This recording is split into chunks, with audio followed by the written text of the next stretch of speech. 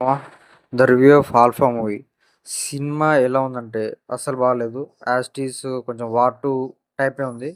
'Alpha' అనేది ఆలియా భట్‌కి సెట్టే కాలేదు. అలాగే ఈ మూవీ హాలీవుడ్‌లో రీమేక్ చేసినట్టుంది.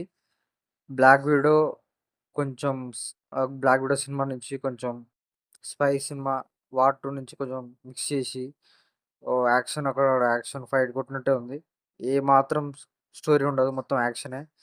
స్టోరీ సక్కగుంటే బావుండేదేమో గానీ యాక్టింగ్ అక్కడక్కడ మొత్తం ఆహ్, సెట్టే కాలేదు సినిమా అయితే. మొత్తానికి సినిమా అయితే అసలు బాలేదు. ఆహ్, అసలు 'ధురంధర్' వచ్చిన తర్వాత అయినా కొంచెమైనా సినిమా చేంజ్ జేసి కొంచెమే రిలాక్స్‌గా తీయాల్సింది. కానీ అసలు చేంజ్ ఇవ్వకుండా అట్లనే తీశారు. మొత్తానికి సినిమా అయితే బాలేదు. ఫ్లాపే అంటున్నారు. అండ్ లాంగ్ టర్మ్‌లో ఫ్లాపే వస్తుంది నాకు తెలిసినంత వరకు.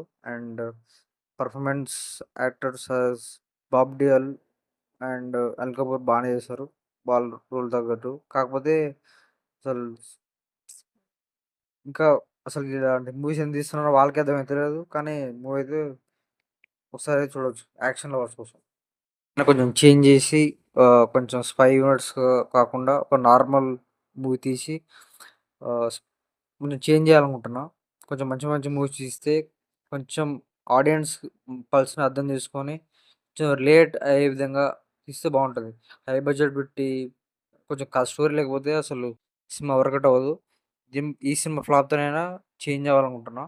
And thank you for watching.